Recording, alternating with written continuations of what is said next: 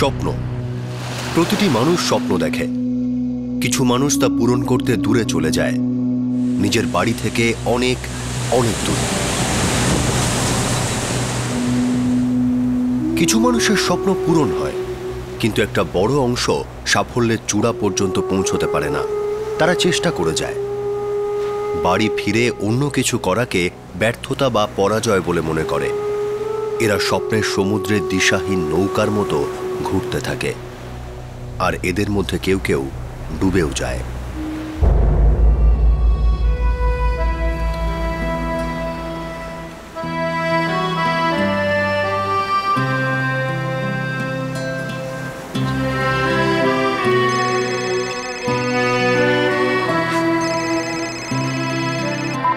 আমি দেখা করতে চাই।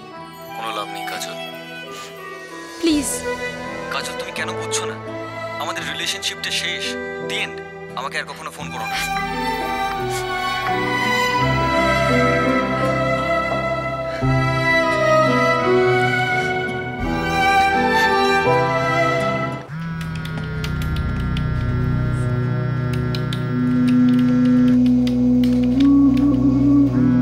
Thank you for calling G Connect. Have a good day, sir.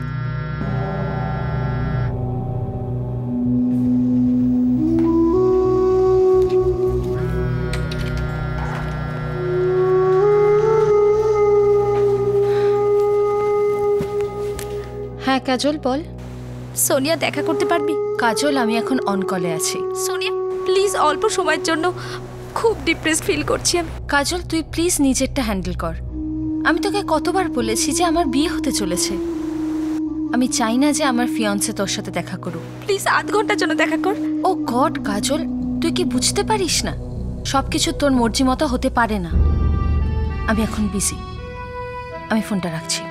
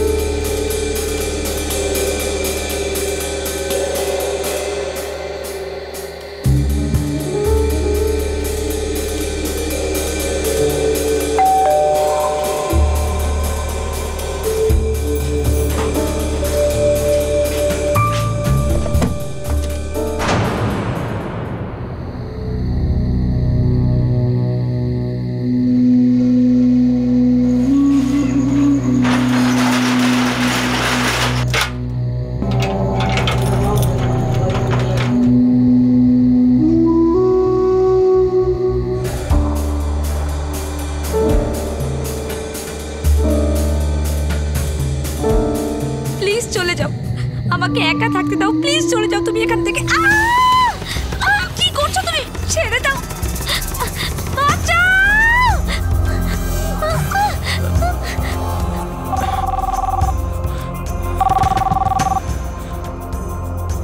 নমস্কার, Chembur police station, constable Gaikwad বলছি। স্যার এখানে কিছু গন্ডগোল হচ্ছে, আপনারা তাড়াতাড়ি আসুন।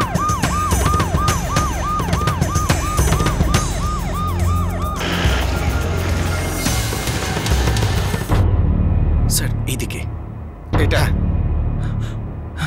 স্যার স্যার আমি ফোন করেছিলাম স্যার, এই সেই বাড়িটা, এখান থেকেই চেঁচামেচির আওয়াজ আসছিল।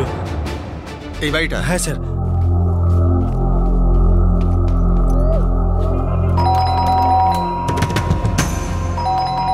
স্যার কিছু গন্ডগোল মনে হচ্ছে। গায়কোয়াড়,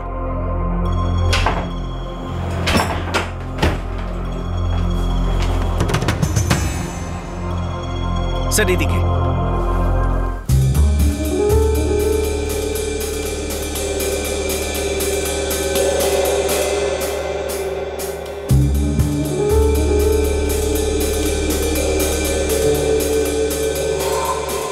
মারা গেছে।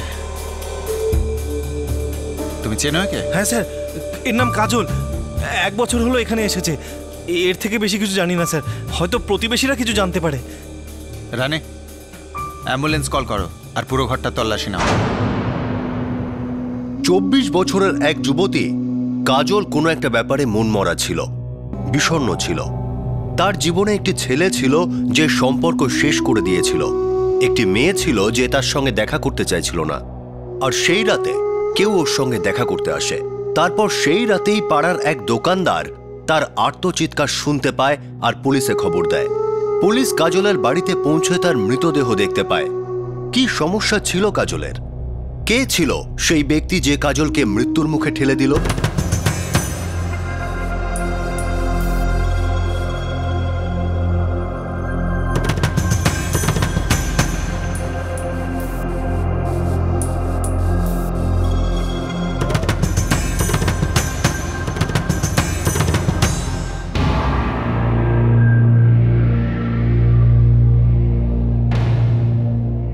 না সাহেব, এরকম কিছু জানি না ওর ব্যাপারে। কারুর সাথে তো বেশি কথাবার্তা বলতো না, আর কারুর সাথে কোনো লেনদেনও ছিল না। হ্যাঁ স্যার, আমি শুনে তো ছিলাম কোন একটা বারে কাজ করে, বোধহয় কোনো ডান্সার ছিল। একাই থাকতো? হ্যাঁ সাহেব, 1 বছর ধরে এখানেই ভাড়া আছে। বাড়িওয়ালা কোথায় থাকে? এখানেই চেম্বুরে আর কে স্টুডিওর কাছে। তোমাদের কারোর কাছে ওর নম্বর আছে? আমার হাজবেন্ড চেনে ওকে, ওনার কাছে নাম্বার থাকতে পারে।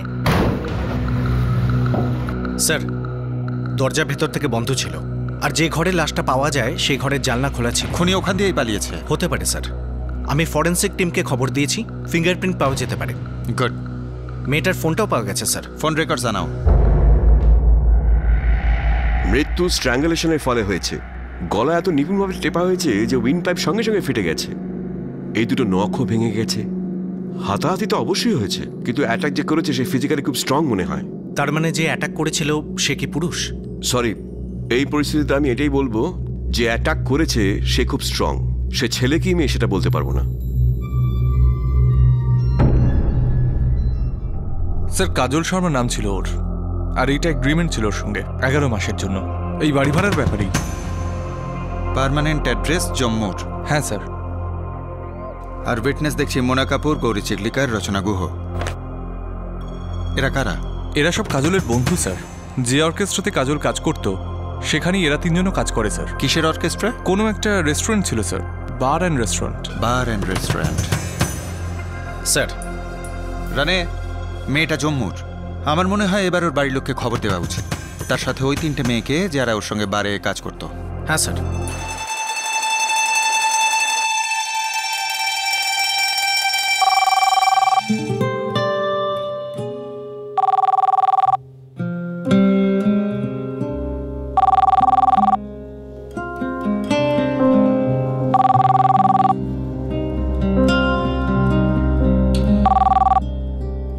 হ্যালো, মুম্বাইয়ের চেম্বুর পুলিশ স্টেশন থেকে কনস্টেবল বিশ্রাম গায়কোয়াড় বলছি।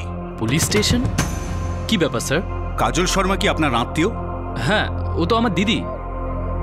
কেন, কি হয়েছে ওর? ও ঠিক আছে তো? সরি, উনি মারা গেছেন। কি? কাল রাতে ওনার লাশ আমরা পেয়েছি। আপনি তাড়াতাড়ি মুম্বাই আসুন, আমার কন্ট্যাক্ট নম্বর লিখে নিন।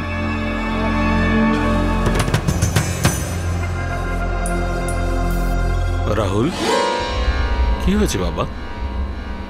কার ফোন ছিল? মুম্বাই থেকে ফোন ছিল। ব্যাপার কি বাবা? কাজল দিদি।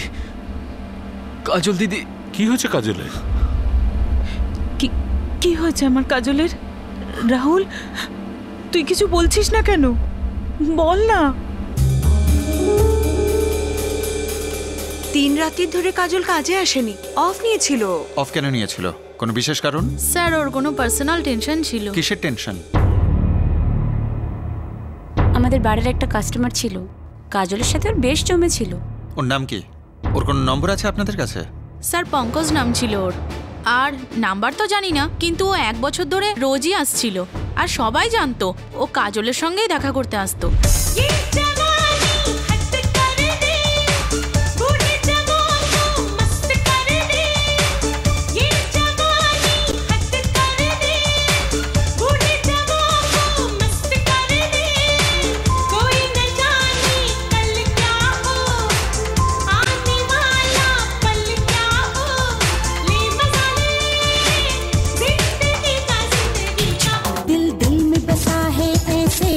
पत्थर पे लकीरें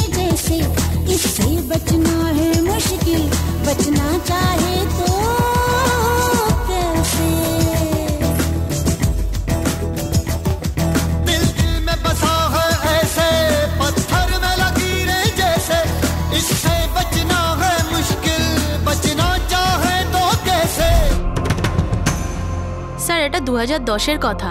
তখন কাজল আমাদের সঙ্গে থাকতো, আমাদের ফ্ল্যাটে। তারপর 1 বছর আগেও চলে গেল, আমাদেরকে কিছু বলেনি। কিন্তু আমাদের পুরো ডাউট ছিল যে ওর ওই কাস্টমারটার সাথে ফুলটু অ্যাফেয়ার আছে। স্যার, আমাদের মনে হয় ওই চেম্বুরের বাড়িটার জন্য ওই ওকে পয়সা দিয়েছে। কখনো তোমাদের কিছু বলেনি যে ওকে কোথায় থাকে, কি করে?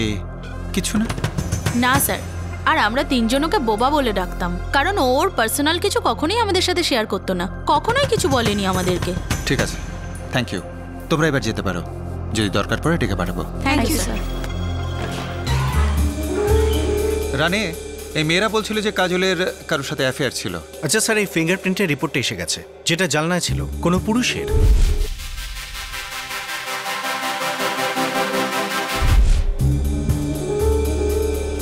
ফোন রেকর্ডস এসছে? যদি ওই লোকটাই হয় যার সাথে কাজলের অ্যাফেয়ার ছিল, তাহলে রেগুলার ফোন আর এসএমএস থাকবে। সেল নাম্বার ট্র্যাকিংয়ে দিয়ে দিয়েছি স্যার, খুব তাড়াতাড়ি পাওয়া যাবে। কাজলের বাড়ির লোক কবে আসছে? ওদের খবর দিয়ে দিয়েছি স্যার, কালকের মধ্যে চলে আসবে।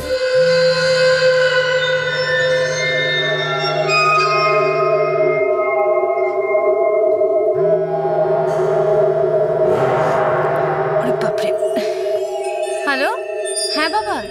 সোনিয়া মা, কখন থেকে তোর সঙ্গে কন্ট্যাক্ট করার চেষ্টা করছি, কোথায় ছিলিস তুই? বাবা আমি সো সরি, কিন্তু ফোনটা সাইলেন্টে ছিল তাই তুলতে পারিনি, আর আমি একটু বিজিও ছিলাম। মা তুই জানিস কাজলের কি হয়েছে?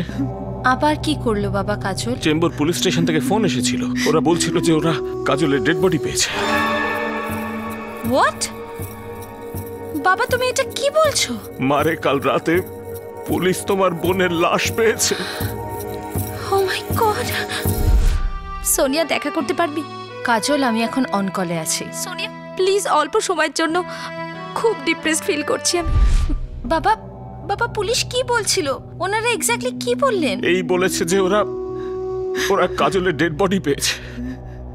মারে, রাহুল মুম্বাইয়ের টিকিট কাটতে গেছে। বাবা আমি তো বিশ্বাসই করতে পারছি না। সে তো আমাদেরও হচ্ছে না, আর এটা বুঝতে পারছি না যে ওরা তোমায় কন্ট্যাক্ট করেনি কেন। ওরা আমাদের নাম্বার পেল, তোমার নাম্বার পেল না। আই ডোন্ট নো বাবা, আমি জানি না, আমি কিচ্ছু জানি না বাবা। সোনিয়া তুমি ইমিডিয়েটলি পুলিশ স্টেশন যাও।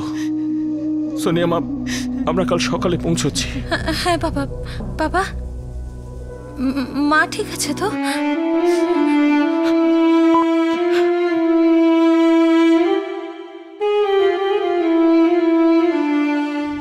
খুন হওয়া কাজলের জীবনে একজন প্রেমিক ছিল, এক বোনও ছিল যার সঙ্গে তার নিয়মিত যোগাযোগ ছিল না।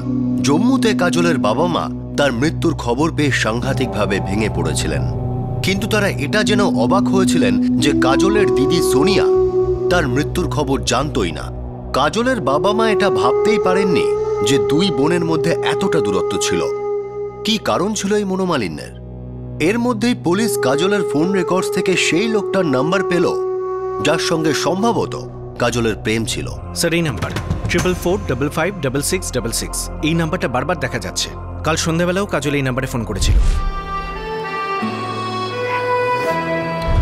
নাম্বারের ইউজারকেও পাওয়া গেছে। ওর বয়ফ্রেন্ডের? না স্যার, ওর বর্দি সোনিয়ার নাম্বার। বিপিওতে কাজ করে, থানেতে থাকে, একা। রানে, কি অদ্ভুত ব্যাপার যে বড় বোন এত কাছে থাকা সত্ত্বেও এখানে একাই থাকতো, আর ওর বাড়ি ভাড়ার এগ্রিমেন্টে ওর বড় বোন সোনিয়ার কোনো সই নেই। ওর বর্দি সোনিয়া দুপুরবেলা আসছে স্যার। রানে, এই যে নম্বরটা 555446, এটাকে ফলো করো। স্যার এটা পঙ্কজের নাম্বার, যার সম্পর্কে ওই 3টে মেয়ে বলছিল। আমি দেখা করতে চাই। কাজল তুমি কেন বুঝছো না? আমাকে আর কখনো ফোন করো না। ডায়াল করো। হ্যাঁ স্যার।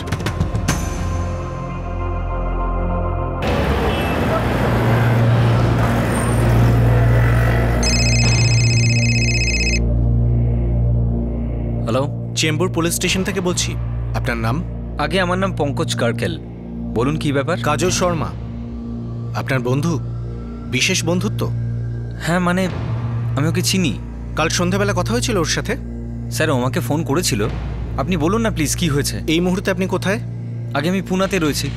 আসলে আমি পুনারই ছেলে, আর এখানেই থাকি। আপনাকে মুম্বাইতে আসতে হবে, দরকার আছে একটু।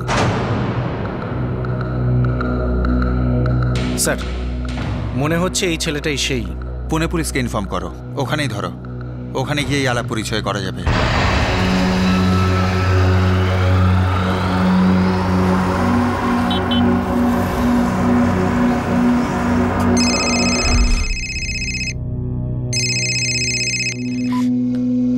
করতে চাই। কোনো লাভ নেই কাজল। প্লিজ। কাজল তুমি বুঝছো না কেন? আমাদের রিলেশনশিপটা শেষ, দি এন্ড। এরপরে কখনো আমায় ফোন করো না কাজল।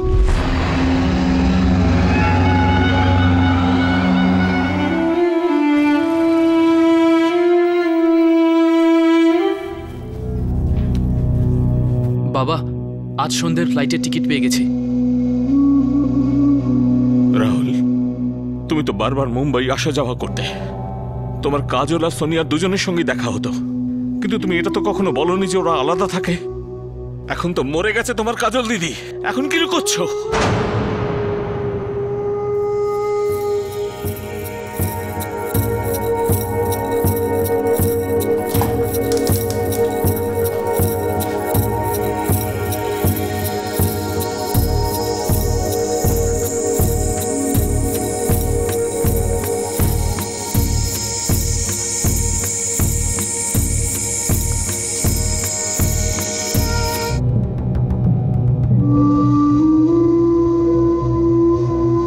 সোনিয়া দিদির কখনো সাহসী হয়নি তোমাদের বলার যে কাজল দিদি কি কাজ করে।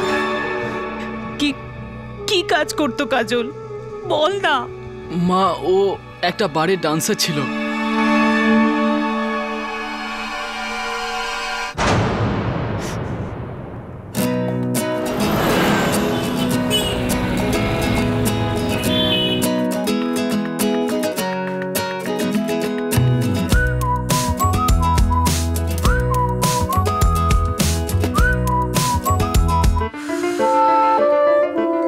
কাজল, এভাবে আয়নার সামনে তেরা বেঁকা মুখ করলি না, তুই জম্মুর কাজল থেকে সুপারস্টার কাজল হয়ে যাবি না।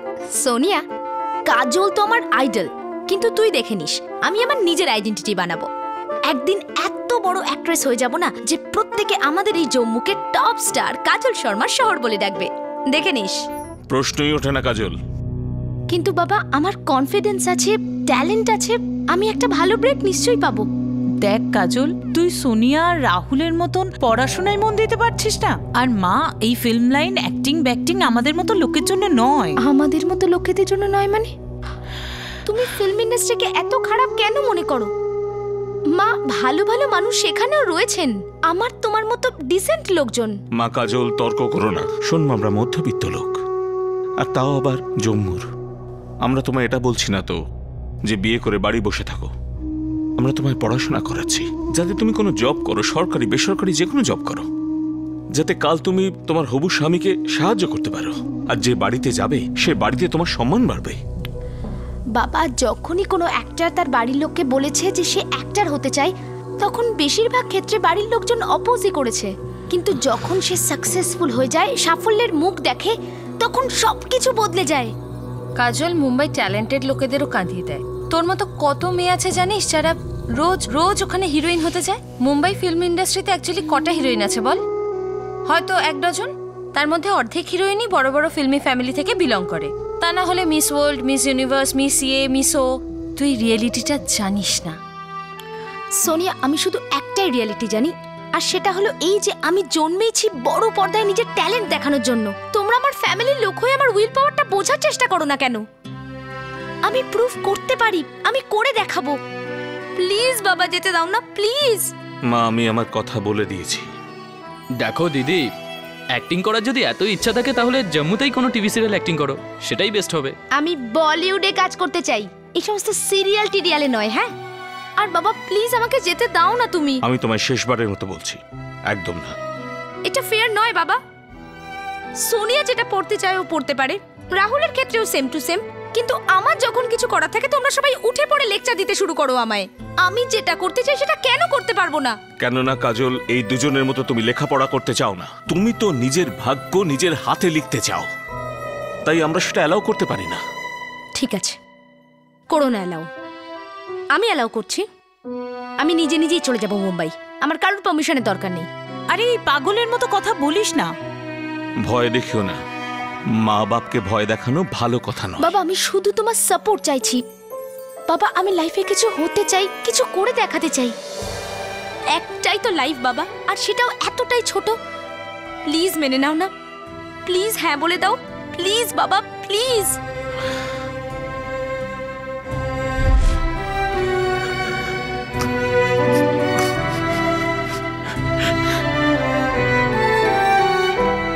অ্যাক্ট্রেসই তো হতে চেয়েছিল, বলিউড স্টার, ট্রান্সপারেন্ট ডান্সার হয়ে রয়ে গেল আমার মেয়েটা।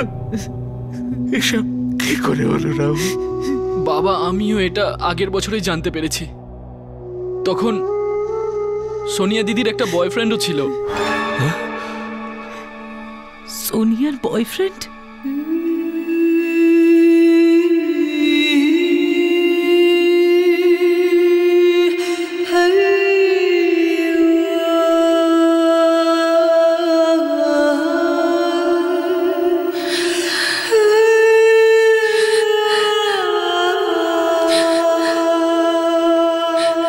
কি হয়েছে সোনিয়া?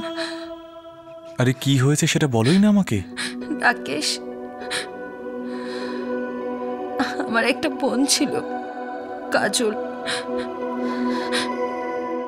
ওর আজ মার্ডার হয়েছে, ও আর নেই। ও গড, কেমন করে হলো সব? আমি তোমাকে ওর ব্যাপারে কিচ্ছু বলিনি।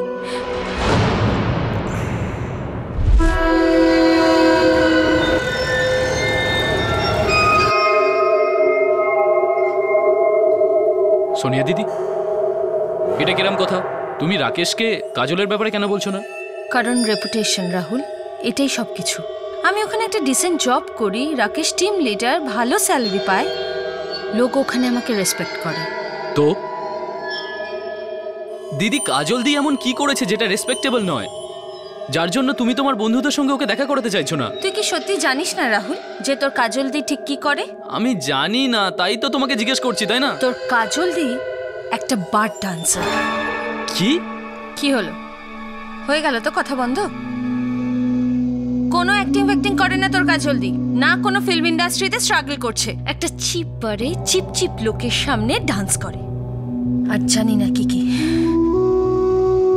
ছি সোনিয়া দি, তুমি এরকম যা কিছু বলো না প্লিজ। রাহুল, তোর ছি বলার জন্য ব্যাপারটা তোর মিথ্যে হয়ে যাবে না। যদি একবার ওর বন্ধুদের সাথে দেখা করিস তাহলে সব বুঝতে পারবি। এবার বল যে আমি কি করে রাকেশকে বলবো কাজল কি করে, কি ভাবে ও আমার ব্যাপারে, আমাদের ফ্যামিলির ব্যাপারে। হ্যাঁ,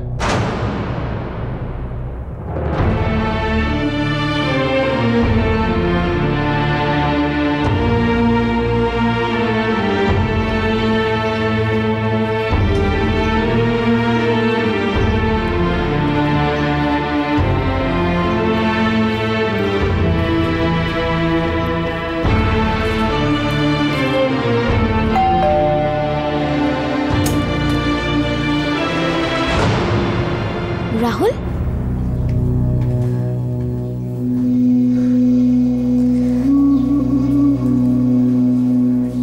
চল, ভালোই হলো রাহুল যে তুই জেনে গেলি যে আমি কি করি। দিদি, তুমি তো এখানে অ্যাক্ট্রেস হতে এসেছিলে। হ্যাঁ রাহুল, আর আমার জীবনটাই একটা ড্রামা হয়ে রয়ে গেল। যাক, বাদ দে, পরে কখনো বলবো। পরে বলবে মানে? দিদি, মা বাবা যখন জানতে পারবে তোমার এই কাজটার ব্যাপারে, তখন ওরা কি ভাববে? কখনো ভেবেছো তুমি?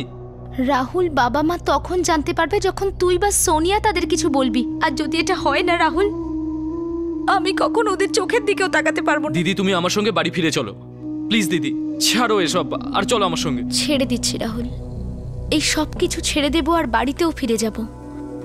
তবে কিছু ব্যাপার সেটেল করতে হবে, আর তারপর আমি আবার জম্মু ফিরে যাব। বাড়ি ফিরে গিয়ে নতুন কিছু করার চেষ্টা করব। সত্যি দিদি, আমি গত 2 বছর ধরে মুম্বাই আসছি, তুমি আমাকে এই ব্যাপারে কেন বলোনি কিচ্ছু? কেন দিদি? কারণ রাহুল, আমি তখন বাড়ি ফিরে যেতে চাইতাম না। ভেবেছিলাম আমি বাড়ি ফিরে গেলে সবাই আমায় নিয়ে ঠাট্টা করবে, আমায় নিয়ে হাসবে, আর আমারও এটাই মনে হবে যে আমি লাইফে হেরে গেছি, একদম ফেল করে গেছি। কিন্তু রাহুল, এখানকার অবস্থা এতটা খারাপ নয়। আমি বেশ ভালোই রোজগার করি, সব ঠিকঠাকই চলছে। ইনফ্যাক্ট আমার একটা স্টেডি বয়ফ্রেন্ডও আছে রাহুল, ও খুব সিরিয়াস আমার ব্যাপারে। সে কে দিদি? পঙ্কজ নাম ওর, পঙ্কজ গার্গল। পুনেতে থাকে ও, বেশ ভালো একটা ব্যবসাও করে, আর ও আমায় খুব ভালো রাখবে রাহুল, সত্যি।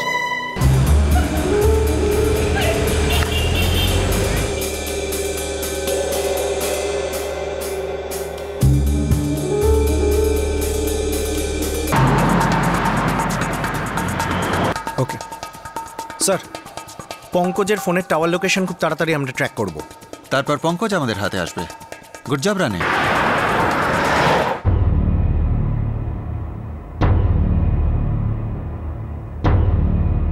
স্যার, এর নামই welcome to Bitten world. How may assist you? নতুন ফ্ল্যাটের জন্য একটা স্ট্যান্ড ফ্যান আর কুলার নেব। এই পচা গরম থেকে একটু স্বস্তি চাই। বাজার চলতে সব ব্র্যান্ড আর ভরসাযোগ্য নয়।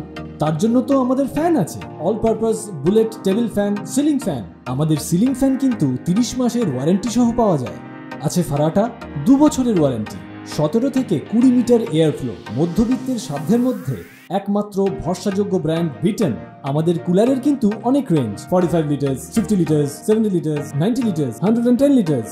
হানিকম সহযোগে বিটেনের সব কুলারের ওয়ারেন্টি 1 বছর। চেনা হাওয়ায় অচেনা অনুভূতির জন্য একমাত্র আদর্শ বিটেন। গরমে স্বস্তি পেতে বিটেনের ফ্যান হোক বা কুলার আজই আনুন বাড়িতে। Beaten, digitally yours.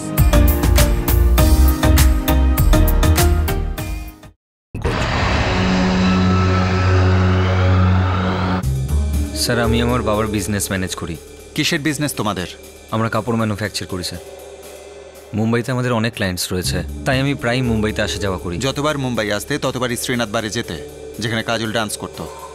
I mean Kajal Sharma. Yes sir, আমি ওখানে যেতাম। আর ওখানেই কাজলের সাথে প্রথমবার দেখা হয়। খুব ভালো বন্ধুত্ব ছিল আমার সঙ্গে কাজলের স্যার। কতটা ভালো বন্ধুত্ব? ভালোবাসা, ভীষণ ভীষণ ভালোবাসতাম আমি কাজলকে স্যার।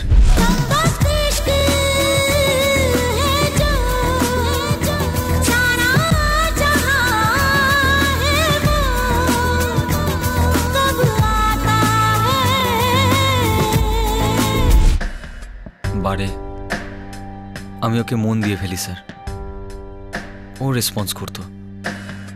আমরা তারপর বাড়ির বাইরে দেখা করতাম।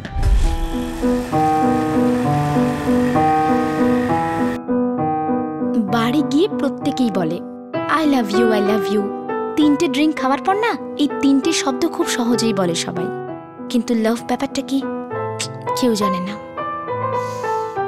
কিন্তু আমি এতটুকু জানি কাজল, আমি আমাদের ভালোবাসাকে আরো এগিয়ে নিয়ে যাব। মানে অন্য কোনো বড় হোটেলের রুমে? কাজল, তোমাকে কি করে বোঝাবো? আমি তোমার সঙ্গে। হ্যাঁ পঙ্কজ, আমি শুনছি। কাজল, আমি চাই যে আমরা দুজন একসাথে থাকি। তোমার বিয়ের পরেও? ওফো কাজল, তুমি আমাকে কতটা কম বোঝো। পঙ্কজ, পুরুষদের বোঝার কিছুই থাকে না। তুমি তো আমায় অন্য পুরুষদের থেকে আলাদাই ভাবো, সেজন্যই তো তুমি আমার সঙ্গে এখানে এসেছ, তাই না? বলো, সত্যি না মিথ্যে?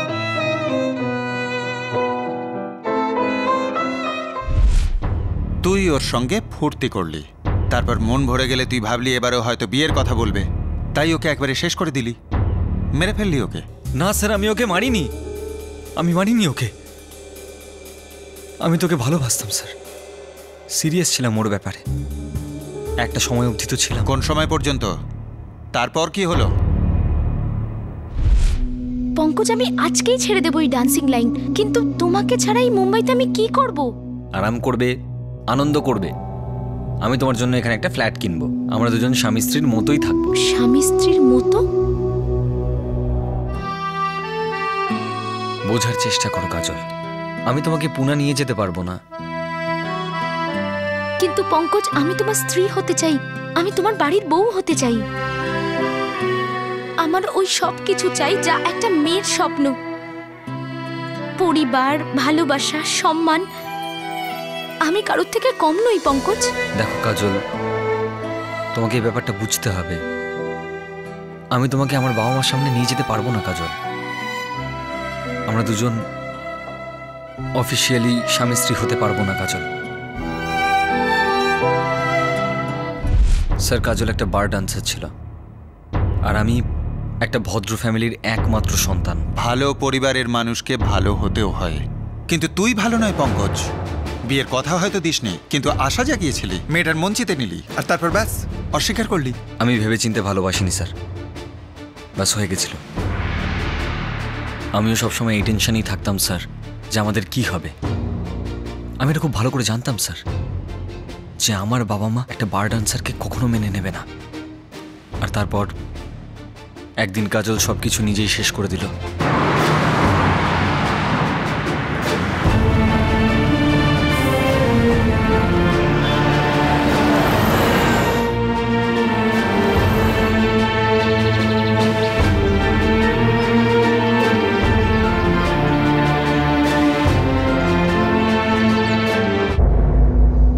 আচ্ছা, কিন্তু পঙ্কজ তো কখনোই তোমার ব্যাপারে কোনো কথা বলেনি, কি গো? হ্যাঁ আমি জানি আন্টি, আর আমিও এটা ওকে বলিনি যে আমি আপনাদের সঙ্গে দেখা করতে এসেছি এখানে। ও যখন বাড়িতে থাকতো তুমি তখন এলে ভালো হতো। সেটা তো কখনোই সম্ভব হতো না। আপনাদের সঙ্গে দেখা করতে ও আমাকে এখানে কখনোই নিয়ে আসতো না, এই জন্য আমি একলাই চলে এলাম। তুমি নিজেই নিজের বিয়ের কথা বলতে এসেছো? তোমার মা বাবা কোথায়? কোথায় থাকেন ওনারা? কি করেন? আর তুমি কি করো? আমার ফ্যামিলি জম্মুতে থাকে। 7 বছর আগে আমি জম্মু ছেড়ে মুম্বাইতে এসেছিলাম। দেখুন, আমি আপনাদের কাছ থেকে কিচ্ছু লুকোতে চাই না। আসলে আমি একটা বাড়ি কাজ করি। পঙ্কজের সাথেও আমার ওই বাড়ি দেখা হয়েছিল। বারে? হ্যাঁ। বারে তুমি কি করো? অর্কেস্ট্রায় পারফর্ম করি। ফিল্মি গানে ডান্স করি আন্টি।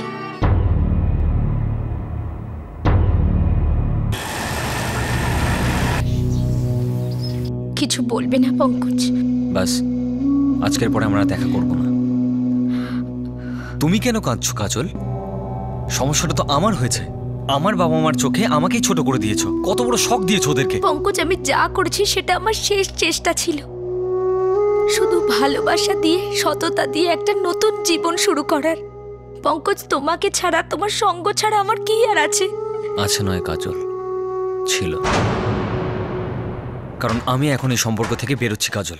কারণ আমি তো তোমাকে অপশন দিয়েছিলাম না, মুম্বাইতে থাকো স্ত্রীর মতো, মন্দিরে গিয়ে হয়তো তোমার সঙ্গে বিয়েও করতাম কাজল। আমি হয়তো পুনাতে আর বিয়ে করতাম না। শুধু তুমি পুনায় আসতে না, আমি মুম্বাইতে তোমার কাছে যেতাম। আর কাল কে দেখেছে ভাই? হয়তো কাল আমার বাবা মা তোমাকে মেনে নিত, কিন্তু না, তুমি সেই ভবিষ্যৎকে খুন করে দিয়েছো কাজল। আজকের পরে তুমি আর কখনো আমাকে কন্ট্যাক্ট করার চেষ্টা করো না, আমিও করব না। বাই।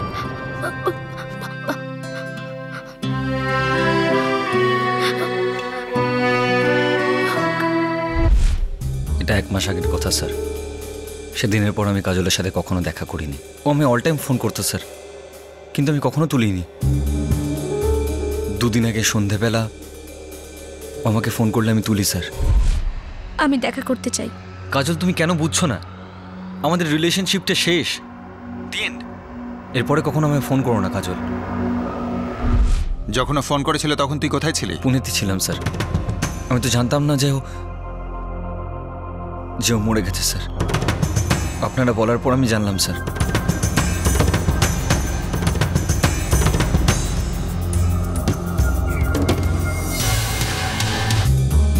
স্যার, যে সেল থেকে পঙ্কজ ফোন রিসিভ করেছে তার টাওয়ার লোকেশন পুনে দেখাচ্ছে। গত 2 দিনে ও মুম্বাইতেও যায়নি, ফুল টাইম এখানেই ছিল। তাহলে কাজলকে খুনটা করলো কে? পঙ্কজ, তুমি যেতে পারো। যদি আবার দরকার পড়ে তোমায় ডেকে পাঠাবো।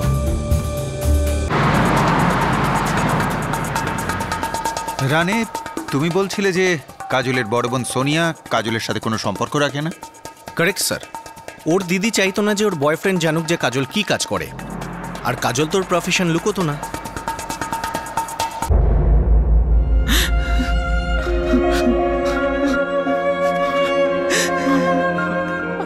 আমার মা কাজল,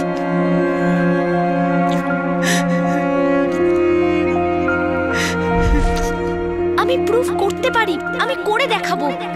প্লিজ বাবা, যেতে দাও না প্লিজ। কাজল, কোথায় চলে গেলি মা?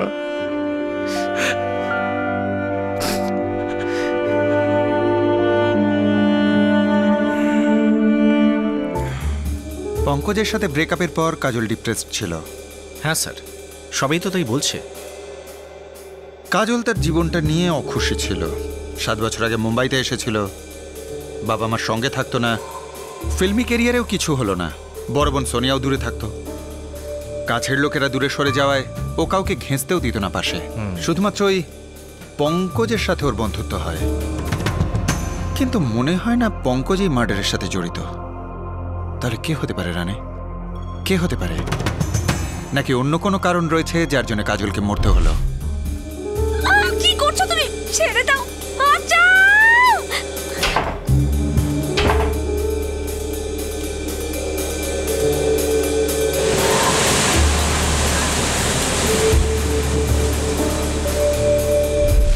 রানে, যতজন লোকের নাম উঠে এসেছে তাদের phone records R tower location locate করো।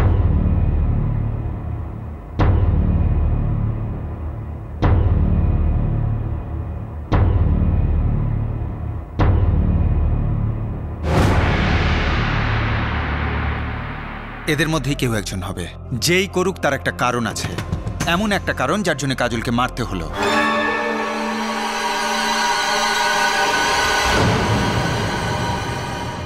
দু 2005-এ 17 বছরের কাজল যখন জম্মুর নিজের বাড়ি ছেড়ে মুম্বাই পৌঁছয়, তখন তার চোখে ফিল্মি তারকা হওয়ার অনেক স্বপ্ন ছিল। আর 7 বছর পর কাজল একটা ডান্স বারের ডিম লাইটে নেচে পেটের ভাত জোগাড় করছিল। এই 7 বছরে কি এমন ঘটে গিয়েছিল? কেমন ছিল কাজলের সফর? কিভাবে আত্মবিশ্বাসে পরিপূর্ণ এক কিশোরী একজন বিষণ্ণ আর দুঃখী মেয়েতে পরিণত হলো? ঠিক সেই সময় সূর্যরশ্মির মতো একটা প্রেম এলো, যেটা তাকে সুখী জীবনের দারুণ এক স্বপ্ন দেখালো। কিন্তু কাজলের নাচের পেশা তার জীবনের কলঙ্ক হয়ে দাঁড়ালো। বার ডান্সার হওয়ার জন্য তার প্রেমিকের পরিবার তাকে অ্যাকসেপ্ট করেনি।